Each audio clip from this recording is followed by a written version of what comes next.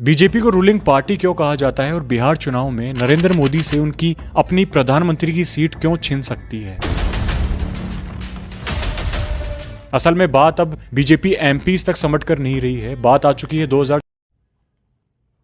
Hello जी, नमस्कार। मैं Shivani India से।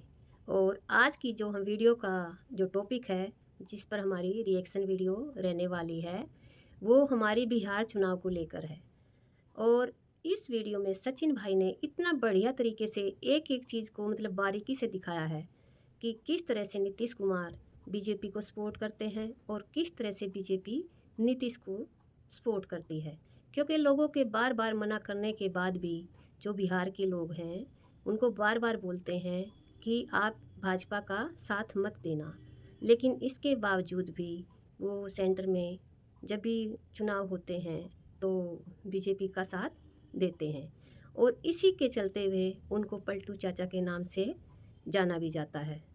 इसका सीधा सीधा मतलब यही निकलता है कि बिहार में सीएम की जो अपनी कुर्सी है वो अपनी बनाए रखने के लिए नीतीश कुमार बीजेपी का सेंटर में साथ देता है और सेंटर में अपनी कुर्सी बनाए रखने के लिए बीजेपी जो नीतीश कुमार को सपोर्ट करते हैं।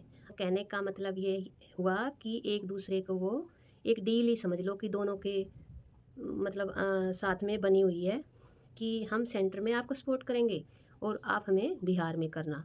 आप वीडियो देखोगे तो आपको खुद ही अंदाज़ा हो जाएगा कि सच में ये बात सही बैठती है। तो मैं क्या अपने मुंह से सारी बातें बताऊं, आप वीडियो में ही सीधा देख लीजिए। लेकिन वीडियो शुरू करने से पहले मैं एक बात ज़रूर कहना चाहूँगी कि मेरे चैनल को तो सपोर्ट करना ही करना, लेकिन साथ में जो सचिन भाई हैं इतने बढ़िया तरीके से इन्होंने बारीकी से जो बिहार चुनाव को लेकर जो ये वीडियो बनाई है, प्लीज़ उनके चैनल को भी सब्सक्राइब ज़रूर करना। तो चलिए वीडियो शुरू करते हैं और देखते हैं क्या क्या चीज़ें उन्होंने इस वीडियो में दिखाई हैं और बताई हैं। बीजेपी को रूलिंग पार्टी क्यों कहा जाता है और बिहार चुनाव में नरेंद्र मोदी से उनकी अपनी प्रधानमंत्री की सीट क्यों छिन सकती है।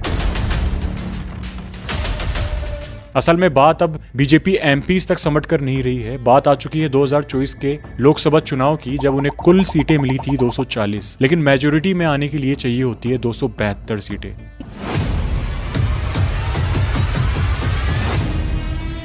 देश में जो सरकार चल रही है वो एक कोएलिशन यानी बीजेपी लेड एनडीए है, जिसमें कई रीजनल पार्टीज का सपोर्ट जुड़ा हुआ है, जिनमें से कुछ मेजर पार्टीज हैं चंद्रबाबू नायडू की टीडीपी पार्टी, जिसने आंध्र प्रदेश में 16 सीटें जीती और उन्होंने एनडीए ज्वाइन किया। नायडू का ये सपोर्ट बहुत इंपॉर्टेंट था क्योंकि बिना इनके सपोर्ट के एनडीए मेजोरिटी के बॉर्डर पर रह जाती। नीतीश कुमार की जेडीयू पार्टी बिहार में 12 सीट ले आई और उन्होंने भी एनडीए का हिस्सा बनकर बीजेपी को सेंटर में स्टेबिलिटी दी। महाराष्ट्र, यहाँ बीजेपी की 9 सीटों के साथ एकनाथ शिंदे की शिवसेना और अजीत पवार की एनसीपी की कुल 8 सीटें हैं, जिसने सेंटर में एनडीए के नंबर को बढ़ाया। 2019 के लोकसभा चुनाव के अंदर बीजेपी ने कुल 303 सीटें जीती थी, यानी अपने दम पर कंप्लीट मेजोरिटी, लेकिन 2024 में गिरकर 240 हो गई।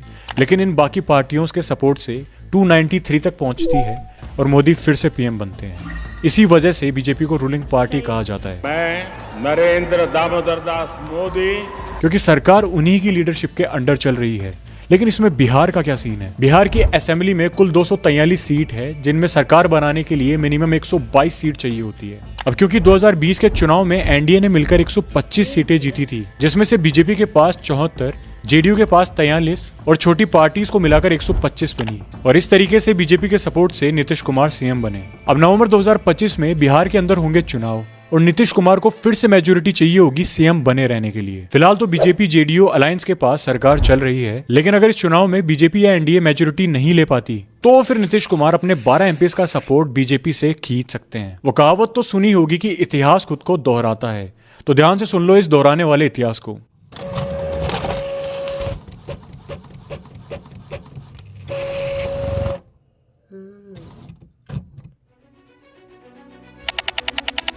दरअसल बात है 1977 की। इमरजेंसी खत्म हो चुकी थी, लेकिन देश इंदिरा गांधी से अब भी नाराज था। सोशलिस्ट, राइट विंग, सेक्युलर और फार्मर्स लीडर सब एक ही झंडे के नीचे आ गए जिसको नाम दिया गया था जनता पार्टी। लोकसभा इलेक्शन हुए लेकिन कांग्रेस का जो एक साम्राज्य था वो मिट्टी में मिल जाता है, सिर्फ 153 सीट अपने नाम कर कर। जबकि दूसरी ओर जनता पार्टी ने 295 सीट लेकर हिस्ट्री रची। पीएम बनते हैं मोरारजी जी देसाई और पूरे देश को लगने लगा कि अब बदलाव आ गया है। 1977 में मोरारजी की सरकार बनते ही गृह मंत्री चौधरी चरण सिंह और प्रधानमंत्री मोरारजी देसाई के बीच मतभेद की खबरें खूब सुर्खियां बटोरने लगी। लेकिन 2 साल भी नहीं गुजरे थे और कुर्सी का खेल शुरू हो गया था। चौधरी चरण सिंह एक जमीन से जुड़े किसान नेता। दरअसल उनके लिए राष्ट्रवाद और हिंदुत्व से ज्यादा महत्वपूर्ण था किसान और गरीब आदमी की पीड़ा और उनके मुद्दे। दरअसल उन्हें लगता था कि जनता पार्टी में आरएसएस के लोग अपना ही एजेंडा चला रहे हैं, क्योंकि आरएसएस एक कल्चरल नहीं बल्कि एक पॉलिटिकल ऑर्गेनाइजेशन बन चुकी थी जो अपने स्वयं सेवकों के लिए कुर्सी सिक्योर करने में जुट गई थी। देश से उन्हें कोई मतलब नहीं था, जिसका रिजल्ट था पार्टी अंदर से टूट चुकी थी। चौधरी चरण सिंह ने भी अपना सपोर्ट मोरारजी देसाई से हटा लिया था, जिसके बाद मोरारजी को रिजाइन करना पड़ा। 1979 में जब संसद का मॉनसून सत्र शुरू हुआ तो चरण सिंह ने बगावत कर दी और सरकार से समर्थन वापस ले लिया। अपनी सरकार के खिलाफ अविश्वास प्रस्ताव पेश होने पर मोरारजी ने प्रधानमंत्री पद से इस्तीफा दे दिया। अब चौधरी चरण सिंह ने कांग्रेस यानी इंदिरा गांधी से आउटसाइड सपोर्ट मांगा, जिस पर इंदिरा गांधी ने हाँ कर दी और 28 जुलाई 1979 को चौधरी चरण सिंह प्राइम मिनिस्टर बन गए। जिसके 6 महीने बाद ही जब वोट ऑफ कॉन्फिडेंस हुआ उस टाइम पर इंदिरा गांधी ने अपना सपोर्ट पीछे ले लिया था, क्योंकि उनका मानना था कि अगर वोटिंग वापस की जाए, इलेक्शन वापस करे जाएं, तो इस बार कांग्रेस बाजी मार सकती है। Mrs. Indira Gandhi, the Prime Minister, has been bringing out the crowds in her home state of Uttar Pradesh in preparation for next month's general election. जिसका रिजल्ट होता है कि चौधरी चरण सिंह ने वोट होने से पहले ही रिजाइन कर दिया और उनका कंप्लीट टेन्यूर रहा सिर्फ 170 दिन का। 1980 में फिर से चुनाव होते हैं, लेकिन इस बार कांग्रेस का जबरदस्त कमबैक देखने को मिलता है 353 सीट्स पर जीत हासिल करके। वहीं पर जनता पार्टी 31 सीट पर सिमट कर रह जाती है और इंदिरा गांधी फिर से पीएम बनी और चौधरी चरण सिंह का दौर खत्म हो गया।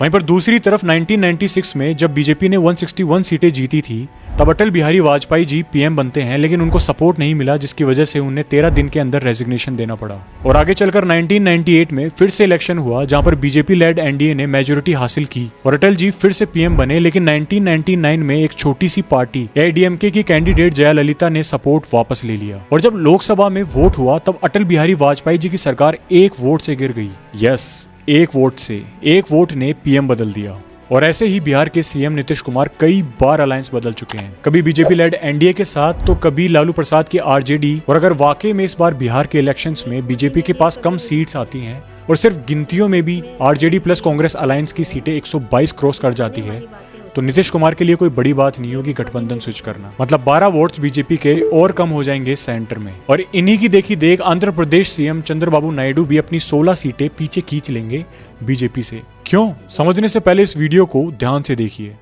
कांग्रेस पार्टी के एक दक्षिण भारत के एक नेता चंद्रबाबू नायडू के टच में थे और वो वेट कर रहे थे कि अगर 10 सीटें और घट जाएं बीजेपी की तो वो इधर आ जाते हैं। 5-10 सीटों का खेल और ये मैं बहुत सोच समझ के जिम्मेदारी से बोल रहा हूँ। अगर 10 सीटें ऊपर नीचे हो गई थी ना, चंद्रबाबू नायडू इधर होते और सरकार विपक्ष की होती। इस वीडियो में बात चंद्रबाबू नायडू की हो रही है कि अगर बीजेपी मेजोरिटी की बॉर्डर लाइन पे भी होती तो भी ये अपना सपोर्ट पीछे खींच लेते, अपना अलायंस स्विच कर लेते, क्योंकि ये वो सीएम है जो हमेशा से ये चाहते हैं कि इनका अलायंस हमेशा रूलिंग पार्टी के साथ हो। तो ये मानकर चलो कि अगर नीतीश बापू पीछे हट जाते तो बीजेपी के पास बचती सिर्फ 265 सीटें। और फिर कितना ही मुश्किल होता कांग्रेस का अजीत पवार या एकनाथ शिंदे को होम मिनिस्टर या डिप्यूटी पीएम का लालच देकर खुद की तरफ करना। बस फिर क्या था, बीजेपी खत्म। मतलब मानकर चलो कि बिहार की 3-4 सीटों पर टिकी हुई है आज भी बीजेपी। अगर 125 की जगह 122 या 121 रह जाती तो आज अपोजिशंस में बैठे मिलते नरेंद्र मोदी राहुल गांधी की जगह। होने में तो ये भी हो सकता है ना कि वो अपना अलायंस चेंज ही ना करे और बीजेपी के साथ लॉयल रहे। जी नहीं, उन्होंने 6 बार अपना अलायंस चेंज किया है पास्ट में अपने पूरे पॉलिटिकल करियर के अंदर, जिनका रीजन आप जान जाओगे तो आपका ये डाउट भी क्लियर हो जाएगा। लेकिन इन सबको जानने से पहले आप ये समझो कि ये पूरा सिस्टम, ये पूरी साइकिल काम कैसे करती है। इंडिया में बेसिकली 2 लेवल पर सरकार चलाई जाती है, स्टेट लेवल और सेंट्रल लेवल पर। स्टेट लेवल के अंदर चुने जाते हैं एमएलए यानी मेंबर ऑफ लेजिस्लेटिव असेंबली, जिनका चुनाव हर 5 साल में होता है और इन्हें जनता डायरेक्ट चुनती है। और हर एक स्टेट का अपना इलेक्शन शेड्यूल होता है, यानी सारे स्टेट्स के एक साथ एमएलए इलेक्शंस नहीं होते हैं। इलेक्शन खत्म होने के बाद जिस एक पार्टी के सबसे ज्यादा एमएलए बनते हैं वो अपने स्टेट के गवर्नर के सामने अपनी मेजोरिटी प्रूव करके अपना एक सीएम चुन डालते हैं। यहाँ पर ध्यान देने वाली चीज ये है कि जनता ने डायरेक्ट सीएम को चूज नहीं किया है, जनता के चुने हुए एमएलएस के थ्रू सीएम बना गया है। फिर सीएम एक काउंसिल ऑफ मिनिस्टर्स बनाते हैं जिसे मिलकर एक पूरा स्टेट चलता है। वहीं पर दूसरी तरफ नेशनल लेवल पर होते हैं सांसद, एमपी, मेंबर ऑफ पार्लियामेंट, जिनका भी चुनाव एमएलए की तरह हर 5 साल में किया जाता है और इन्हें भी जनता डायरेक्ट चूज करती है। इसमें फर्क ये होता है कि सारे स्टेट्स में एक साथ ये चुनाव होते हैं। ऐसे ही जैसे बिहार के अंदर नीतीश कुमार के अंडर में 12 एमपीज हैं, 12 सीट्स हैं, और जिस पार्टी या अलायंस के सबसे ज्यादा एमपीज जीतते हैं वो प्रेसिडेंट के सामने मेजोरिटी प्रूव करके अपना एक पीएम चुनते हैं और पीएम फिर काउंसिल ऑफ मिनिस्टर्स यानी कैबिनेट बनाकर पूरा देश चलाते हैं। अब एमएलएज और एमपी में टाइम का डिफरेंस हमें जरूर देखने को मिलता है। जैसे एमपी के लास्ट चुनाव हुए थे 2024 के अंदर और अगला चुनाव होगा 2029 में। और वहीं पर एमएलए के लिए मैंने बताया था कि वो एक दूसरे से डिफर करते हैं। जैसे कि बिहार के अंदर 2025 में होने वाले हैं तो राजस्थान के अंदर होंगे 2028 के अंदर। इस पूरी साइकिल में मैं आपको ये समझाना चाहता था कि अगर नया सीएम भी आ जाए, नए एमएलएज भी आ जाए तो भी एमपी चेंज नहीं होगा, वो अपने 5 साल पूरे करने के बाद ही चेंज होंगे। अब एक्सट्रीम लेफ्ट हो या एक्सट्रीम राइट, सत्ता के लिए नीतीश बाबू ने सभी को अपना बेड फेलो बना लिया था और इसी पॉलिटिकल इंजीनियरिंग के दम पर वो 9 बार बिहार के मुख्यमंत्री बन चुके और साथ ही में उन्होंने कुल 6 बार अपना दल बदला। 1993 से तो जेडीयू बीजेपी यानी एनडीए अलायंस के साथ ही था, लेकिन कहानी इंटरेस्टिंग होती है 2005 के इलेक्शन में। नीतीश कुमार का अलायंस तब भी बीजेपी के साथ ही होता है जिसमें दोनों पार्टीज को मिलकर 143 सीट्स मिलती हैं, जिनमें जेडीयू को 88 और बीजेपी को 55 सीट्स मिलती है। नीतीश कुमार की पॉलिटिकल लेगेसी का एक बहुत बड़ा हिस्सा इन 5 साल के कार्यकाल के कर्मों का है, जब खुद पावर में आने के बाद लालू प्रसाद के जंगल राज को खत्म करने पर तुलाते हैं, जिससे बिहार में कुछ हद तक लॉ एंड ऑर्डर वापस आता दिख रहा था। रास्ते जिन पर गाड़ियां चल सकती थी वैसे रास्ते बन रहे थे, टीचर्स स्कूल में वापस आ रहे थे और यहाँ तक कि पुलिस वाले अपनी ड्यूटी पर पुलिस स्टेशन में ही नजर आ रहे थे। इतना भी बिहार के लिए क्रांति से कम नहीं था। 2010 के आते आते नीतीश कुमार के टेन्योर में बिहार के सीएसओ डाटा के मुताबिक बिहार की जीडीपी 2004 से 2009 के बीच 11% तक बढ़ चुकी थी और इन सभी का नतीजा 2010 के इलेक्शंस में देखने को मिलता है। जेडीयू बीजेपी अलायंस की एक लैंडस्लाइड जीत होती है। 243 में से 206 सीटें मिलती है, जिसमें जेडीयू को 115 सीट्स, वहीं पर आरजेडी को 22 ही सीट्स मिलती है। पर इन सब के अलावा भी ऐसा कुछ था जो नीतीश कुमार को उस वक्त तक चुभ रहा था, बीजेपी का हिंदुत्व एजेंडा, और उससे भी ज्यादा 2014 के लोकसभा इलेक्शंस के लिए नरेंद्र मोदी का फेस ऑफ पीएम। दरअसल जेडीयू ये चाहती थी कि एनडीए एक सेकुलर फेस को प्रोजेक्ट करे पीएम के फेस के लिए, क्योंकि 2002 के बाद नरेंद्र मोदी के ऊपर मुस्लिम विरोधी के दाग नहीं, उनके ऊपर आरोप भी लगे थे। इनफैक्ट जब एनडीए की लुधियाना में एक रैली होती है और गुजरात के सीएम नरेंद्र मोदी के साथ स्टेज शेयर करने की बात छिड़ती है तो नीतीश कुमार काफी नाराज हो जाते हैं। वो मोदी के साथ एक स्टेज पर भी दिखना नहीं चाहते थे, पर अडवाणी जी के कहने पर मन मार कर चले जाते हैं। लेकिन जब रैली में पहुंचते हैं तो स्टेज पर नरेंद्र मोदी नीतीश कुमार का हाथ पकड़कर विक्ट्री साइन बना देते हैं। ये देखकर नीतीश कुमार और भी भड़क जाते हैं, क्योंकि उन्हें ये समझ आ चुका था कि इस मूवमेंट को अगले दिन अखबारों में एनडीए की एक एकता का सिंबल दिखाया जाएगा। नीतीश को पता था कि उन्हें इस रैली में बुलाया गया था मोदी की इमेज चमकाने के लिए। और फिर जून 2013 में जैसे ही नरेंद्र मोदी को बीजेपी का कैंपेन कमेटी चेयरपर्सन बनाया गया, नीतीश कुमार ने बीजेपी से अपनी 17 साल पुरानी अलायंस तक तोड़ दी। बिहार में अगर चल रहा तो चले, लेकिन हम अपने बुनियादी सिद्धांतों से समझौता नहीं कर सकते हैं। रहे या मिट्टी में मिल जाए, आप लोगों के साथ कोई समझौता भविष्य में नहीं होगा। असंभव, अब ये संभव ही नहीं है, नामुमकिन। अब वो चैप्टर खत्म हो चुका, क्योंकि भरोसे को आप लोगों ने तोड़ा। लेकिन बीजेपी लहर ने 2014 में लोकसभा इलेक्शंस में जेडीयू को 20 की जगह सिर्फ 2 सीट पर लाकर पटक दिया और खुद 12 की बजाय 22 पर अपनी जीत हासिल करती है। अब जेडीयू के ऐसे इलेक्शन रिजल्ट्स देखने के बाद वो ये सारी रिस्पॉन्सिबिलिटी खुद के ऊपर लेते हैं और अपने पद से रिजाइन कर डालते हैं और जीतन राम मांझी बनते हैं अगले सीएम। और एक बहुत बड़ा गेम बिहार पॉलिटिक्स में शुरू हो जाता है, जिसके अगले 9 महीने बाद ही जेडीयू मांझी से उनका सीएम इस्तीफा मांग लेती है, जिसे डिले करते हुए वो मदद के लिए पहुंचते हैं नरेंद्र मोदी के पास। लेकिन 130 की बजाय वो कॉन्फिडेंस में प्रूव कर पाते हैं 103 वोट्स, जिसके बाद उन्हें अपने पद से इस्तीफा देना पड़ता है और अगले सीएम बनते हैं 2015 में नीतीश कुमार। लेकिन इसमें याद रहे कि ये कांग्रेस और आरजेडी अलायंस की सपोर्ट से बने थे, मतलब 3rd टाइम अलायंस स्वैप, जिसके बाद नरेंद्र मोदी और नीतीश कुमार के बीच में झगड़ा देखने को मिलता है। भाइयों बहनों, तब मुझे लगा कि शायद डीएनए में ही कोई गड़बड़ है। मैंने डीएनए को गड़बड़ कहा। आज बिहार के लोग अपना अपना बाल नाखून काट करके डीएनए जांच के लिए अपना सैंपल इकट्ठा कर रहे हैं और हमको बताया है कि कल से प्रधानमंत्री जी के कार्यालय में डीएनए टेस्ट के लिए सैंपल भेजा जाना शुरू हो जाएगा कि जांच करा। जिसके जस्ट बाद प्राइम मिनिस्टर ऑफिस में लाखों डीएनए की बाढ़ आ जाती है। लेकिन फिर से वो 2017 में रिजाइन दे डालते हैं सीएम के पोस्ट से, क्योंकि डिप्यूटी सीएम तेजस्वी यादव के ऊपर लगे करप्शन एलिगेशंस पर नीतीश उनसे रिजाइन मांगते हैं, जिसके रिप्लाई में तेजस्वी यादव खुले तौर पर मना कर देते हैं रेजिग्नेशन के लिए। और जेडीयू पार्टी मेंबर्स के प्रेशर को और ना सहते हुए आरजेडी से पल्ला झाड़कर नीतीश कुमार फिर से जा बैठते हैं एनडीए के पास। 2020 के बिहार इलेक्शन में जेडीयू एनडीए अलायंस की कुल 125 सीट आती है और अपोजिशंस को कुल 110 सीट। पर जेडीयू की बात अगर करें तो जेडीयू की सीट्स पिछली बार के मुकाबले बहुत ही कम आती है, पर सीएम तो फिर भी नीतीश बाबू ही बनते हैं।